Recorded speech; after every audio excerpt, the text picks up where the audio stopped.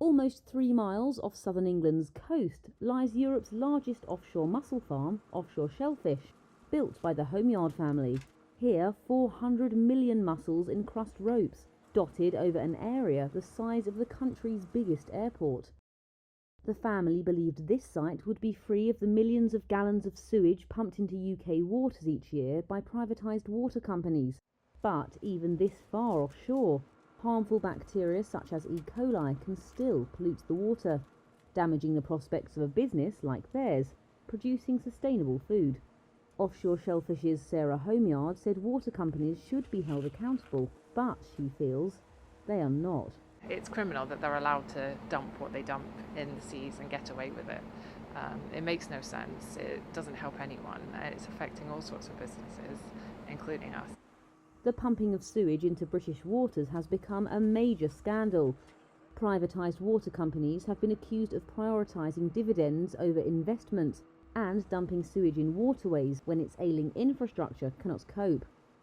Along England's southeast coast, Whitstable oyster company's James Green said they've decreased production this year as they're directly impacted by water companies' actions. Lots of them are burdened down with massive debt that stems from previous management or previous people who own the company. So I don't know where that money is going to come from to improve the infrastructure to the degree where it needs to be to make sure that our coastline is of a good enough quality to grow, well, not just to grow oysters, but to enjoy, to go wild swimming, kayaking, swimming, all of the things that people enjoy when they come to the coast. He added that no compensation has been paid to his business. While Britain's shellfish industry is small, the problems faced by these businesses underline how failings in the country's most basic services can impact the broader economy. Reuters found that polluted water also scared away tourists and delayed construction projects.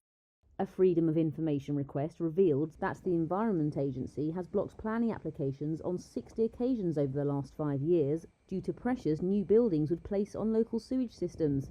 It's acted as a drag on the economy at a time when the new Labour government is trying to kick-start growth.